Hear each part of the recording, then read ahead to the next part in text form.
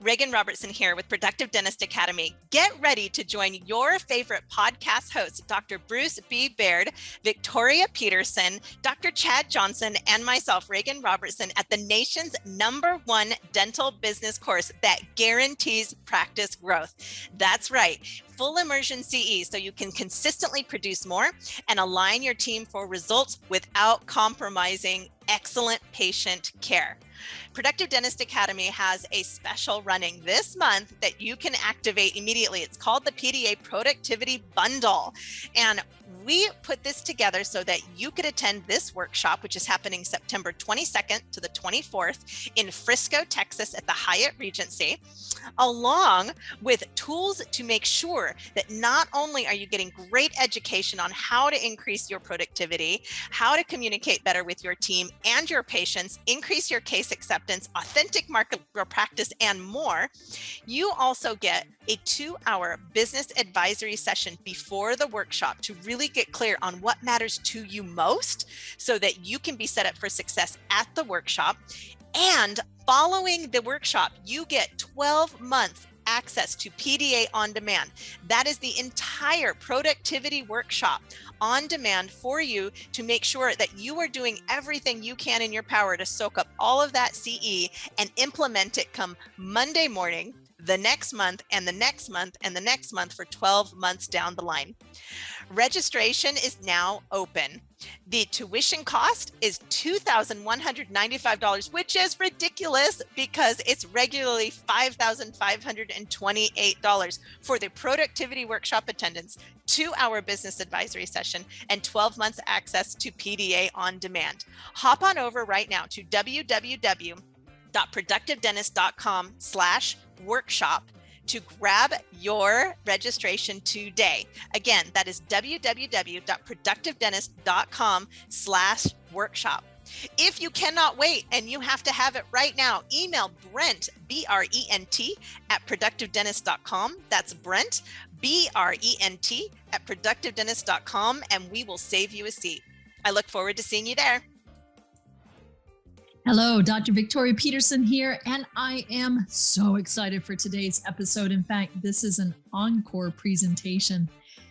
As you may remember, I interviewed Dr. Clint Euse a couple of episodes back, and I've had the pleasure of witnessing him and his wife, Dr. Kelly Euse, craft their dental practice over the past decade and craft it not only around their business goals, but around their life goals. They are such shining examples of what it means to build an investment grade practice. Our conversation was so powerful that I'm actually having my team break it up into 2 parts. The topics we talk about are vital. In fact, I think they're foundational to building an investment grade practice. So I want to make sure that you have space to really absorb and think about these things and how you can apply them to your life and your practice. Let's get started. Today, I am beyond thrilled to speak with 2 people that I have known for more than a decade, and they, to me, model what an IGP practice is. Welcome, Doctors Clint and Kelly Euse. Oh, well, thank you, Victoria. We are excited to spend more time with you. We always love hanging out with you. So it's always an honor. So thank you. Always an honor to hang out with Victoria for sure. It's been too long since we chatted, so happy to hear your voice. Well, I'm so glad to have you here. Clint, you and I produced a podcast a couple months ago, and it was so wildly popular, particularly amongst your PDA peers. In fact, I was talking to Wade Kiefer, and he's like, how is Clint doing that? So you really piqued curiosity amongst your peers. So I thought, you're very humble and you're very grounded. And one of the things that I know that grounds you is your family. And your wife is a very special person on many levels. One, she's an amazing clinician. She's your business partner. So much has changed over the last few years. And Kelly wanted to invite you into this conversation to get a female perspective on business and life and dentistry as well. All right. Yeah. Well, I'll do my best. Yeah. And I'm super excited that Kelly's part of this as well, because she is a huge part of our success. And we really have, this journey really has been as a team, so, if the idea is that it's more my doing, that would be false. So I'm excited that Kelly's joining us for this, because it's definitely a team effort. Oh, thank you. I love it. Well, last time you shared that, I loved it when you said, I want to be like Bruce someday and work 2 days a week. And I asked, how many are you working? And you're like 2.5. So you and Kelly have a particular life plan, and your business comes second. So what inspired that? What inspired you to be bold enough to say my life comes first and my business comes second? Yeah, I think for Kelly and I, there's always been, we always knew that family was most important to us. We always knew that we wanted a family, and we knew that was one of those things that was a non-negotiable for us, is that if, whatever we're going to do, and obviously we chose dentistry, that it was going to fit around our lifestyle, and it was going to fit around our family. And so it was very intentional, that we went into this with the plan that when we're working together, that we wanted to have time with our family, and we wanted to set up our schedules so that we could always, one of us could always take the kids to school, or pick them up from school, or be at their events, or coach their basketball teams, and so, I think how we did that. We going into it, we always knew that's what we wanted. And then we had to figure out how to get there. And I think what we did is we just kind of looked, we set out those goals, put out there that these are the non-negotiables. And then we just worked backwards to say, hey, how do we do this? How do we set up our schedule? How do we, and so much of that comes down to the financial aspect of it, is you have to make it work financially. And of course, working with PDA, working with you guys, working with Christine, we set out that plan of what do we need to make, one, to keep the business going, two, to reach our goals financially for our family, and then really work backwards from there and put the plan in place for, how much do we need to produce? How are we going to get there? What schedules are we going to work? So I think that, I see so many people in life that are just kind of victims of circumstance, that they end up just where they end up. And I think that, I wanted to be different than that. And that's what we have really focused on in our business and family, is setting out that goal and then kind of working backwards from there. Right. It's being intentional. I think that's what it came down to. It's like, being a female, going to dental school, my goal was always like, okay, I'm going to be a doctor. I'm going to take care of my patients. I have to pay off my student loans. There's always other bills that come along. You're going to be working, and you're going to be working hard. And then, of course, a goal is always like, okay, get married, find somebody that, you work out with at so many different levels, right? And then when the boys came along, we have 2 boys, it was like, okay, wow, like this is really important. We knew we wanted to have a family. And just like Clint said, how can you be intentional to create, well, you have to produce to pay the bills, number one, but of course, create that family life you want to nurture, right? Mm-hmm. I didn't want the boys to, be raised by somebody else. And so it's like, okay, how can we make this work? And so we have schedules that if I'm at the office, Clint's at home, and if, vice versa. So I'm able to volunteer at the school. I've been able to see the boys grow up. I've been, the mommy helper in the classrooms, which has been awesome. And, by working the schedule that I work, when I'm at work, I'm focused, I'm driven, I'm taking care of the patients, and I'm there, I'm working hard, and I'm productive. When I'm at home, I'm full force mom, and I love it. I love it. Kelly, do you think that you could have created the same freedom and autonomy working for someone else? No way. No. It's so interesting. We're at first, when I was in dental school, I always thought, okay, I'm going to forge my own path. I'm going to do my own thing. And then it's like, things just kind of change. You mature a little bit more. It's interesting. I did originally think, oh, I'm going to come out of school. I'll kind of, maybe be an associate, forge my own path, but in dental school, I met Clint, and this, tall, handsome guy, and, we both had so many similar things. And of course, obviously everything has worked out wonderfully. But it just, and I have worked for other dentists in the past, but when Clint and I became, I guess, joined on the same team, it just made way more sense. And I didn't see it until I was like right there. It's like, oh yeah, like we're way stronger as a team than individually trying to create two separate businesses. And so for me, I think that's been more empowering because Clint is so good at certain things and I'm good at different things. I think we it's kind of like a yin and yang, as you know, from our personality types. That he's really, strong in certain areas and, has a big vision. And I guess I describe myself as being a really good cheerleader. And I know what I'm good at and what my strengths are. And I think that, I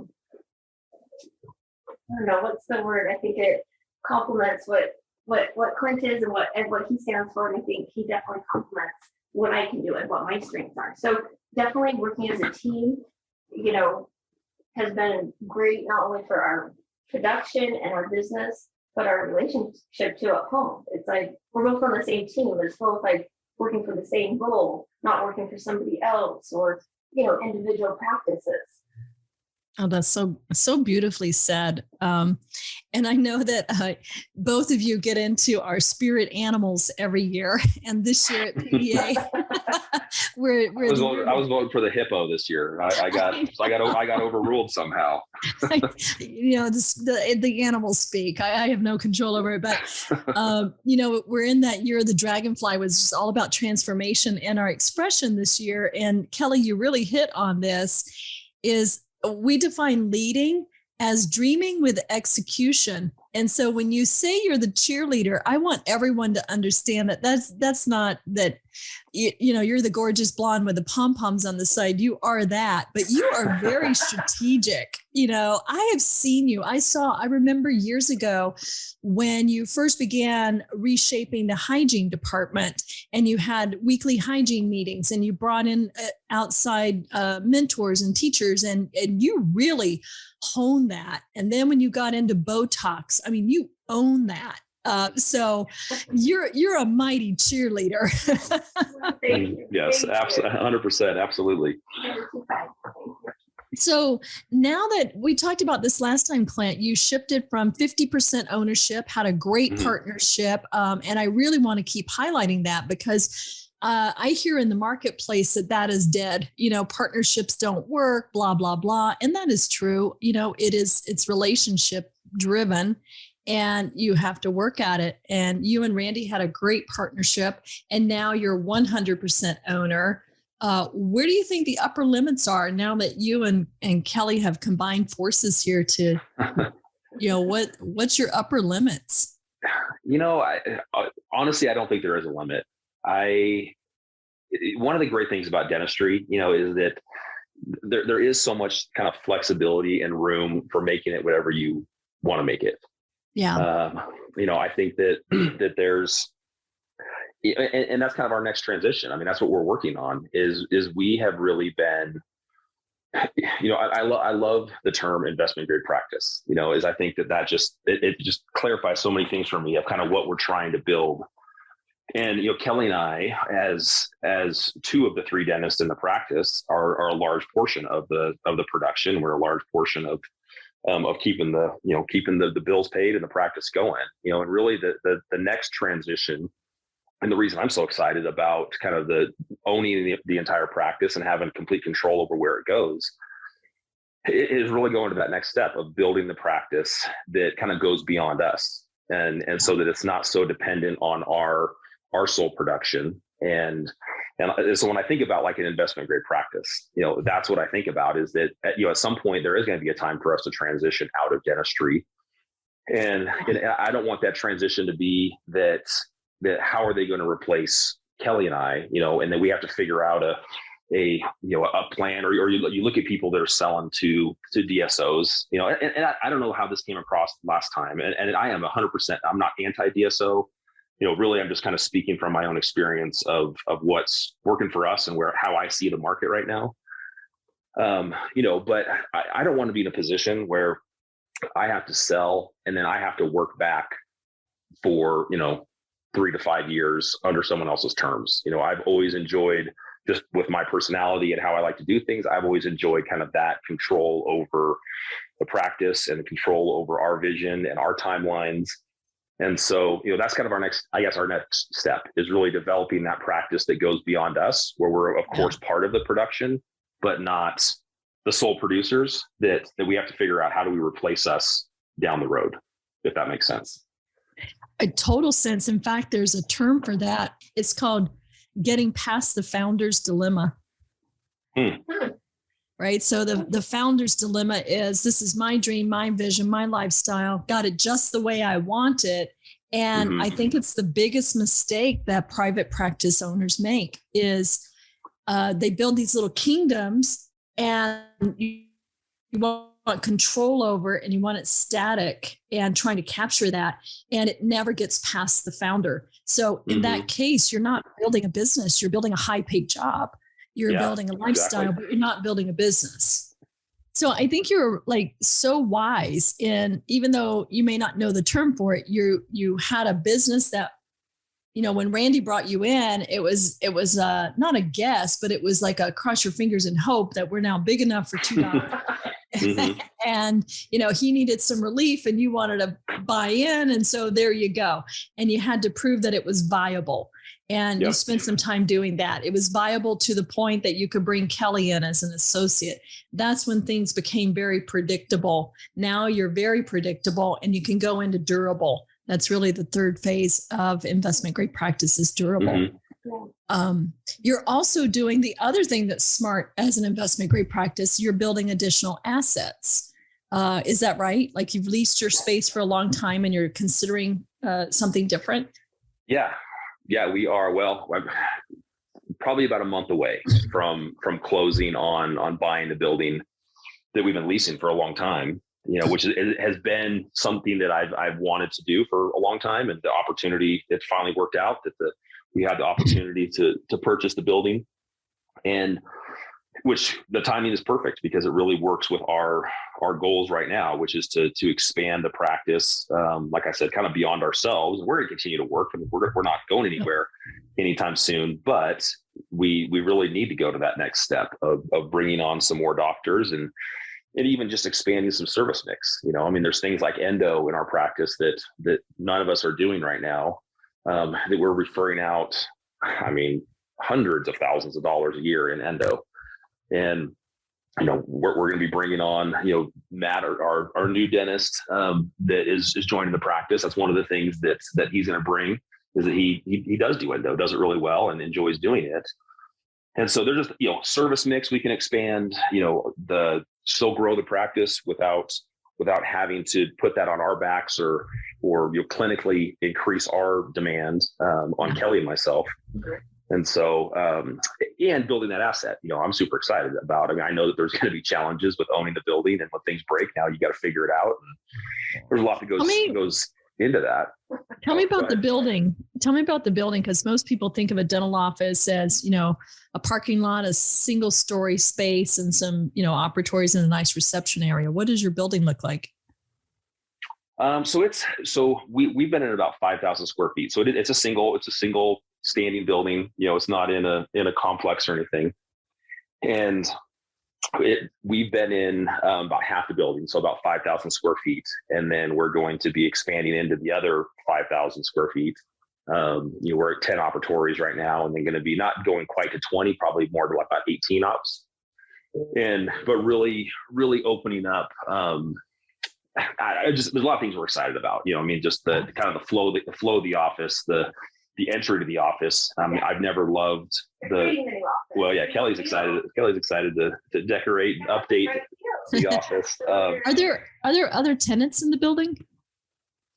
Currently there are, but there will not be once we purchase the building. I got it. Is that we're relocating a tenant, and then we'll have the entire building to ourselves. So I just love the certainty in your voice. And I love that you're just like, you keep saying it over and over, and we're building another asset. We're building another asset. That's what makes it investment grade. I don't know if Christine has shared this with you, but we ran a growth opportunity report on your practice last week. Did she share this with you? No. You could go from 3.2 million to 6 million. Wow. Yeah. On your current patient base, in your current patient flow, with your new patient flow and where you're at now. And when we talked about it, I said, what do you think the limiting factor is? And she's like, space. They need to, they bring on some more. So I think that you will quickly, once you will go from 3.2 to 4 to 5 to 6 over the next few years. And, certainly you can build a plan towards that. So it's good to know that you're tapping into that, because how sad to stay confined to 5,000 square feet, because you've got every reason in the world not to change. Life is good. I'm working the days I want. I'm making more money than I thought. I just bought the building. That'll be a nice little comfy nest egg. You have every reason in the world to not grow. So why are you growing? Well, yeah, I think that I think it's because there needs to be, in my mind, there always has to be, well, one, kind of what's next, but also just planning for the future, is that, like you were saying, is that if we keep doing what we're doing, which is great for now, but there's going to come a time where we're not going to want to do this anymore, and want more flexibility, or, retire, transition out, whatever that is. And the only way I can see that happening, well, I guess there's kind of two paths I can see. Is one is what we're doing now, or potentially selling to a DSO, like a lot of people are doing. But that just does not interest me right now. I'm going to jump in if I can for a second. Oh, sure. I think by expanding to Victoria, that it gives both of us, especially Clint, the opportunity to do the type of dentistry that he wants to do. He wants to do the smile designs. He's excellent at doing the implants with the, CT machine and the CEREC, how he integrates that, and the surgical guides.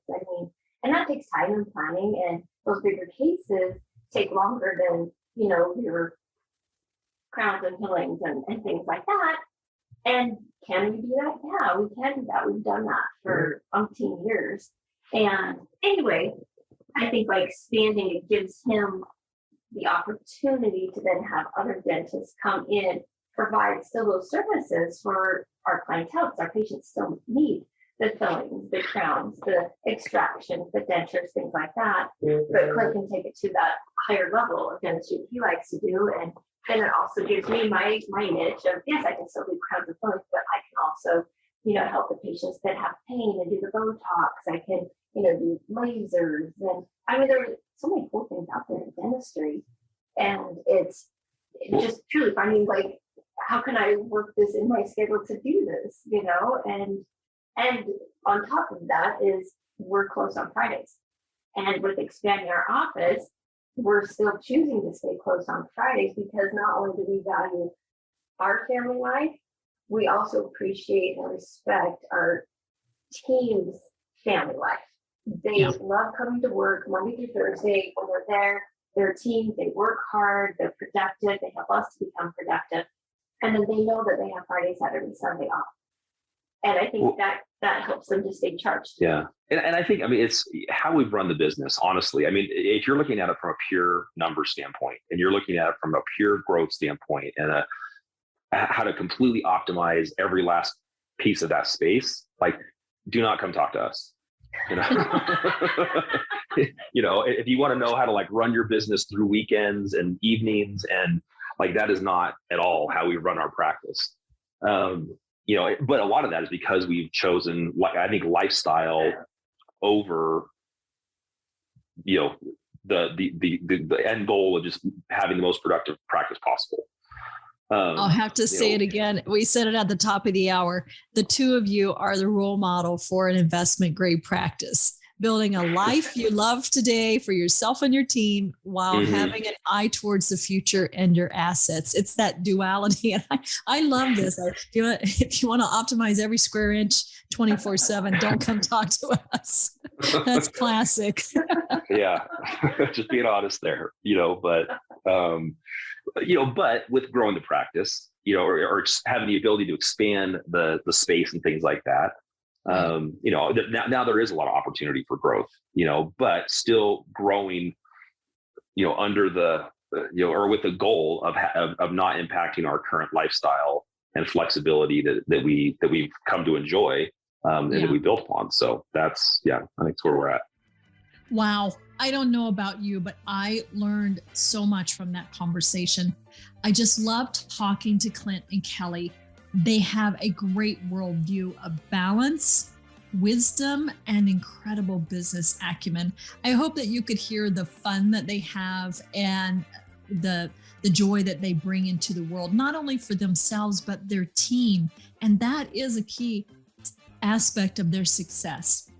And as our conversation is not done, please join me again for a special bonus Investment Grade Practices podcast for the second part of our conversation, where they will share some phenomenal business pearls about using their core values to attract a team who understand where they're going and is dedicated to implementing the vision that they have.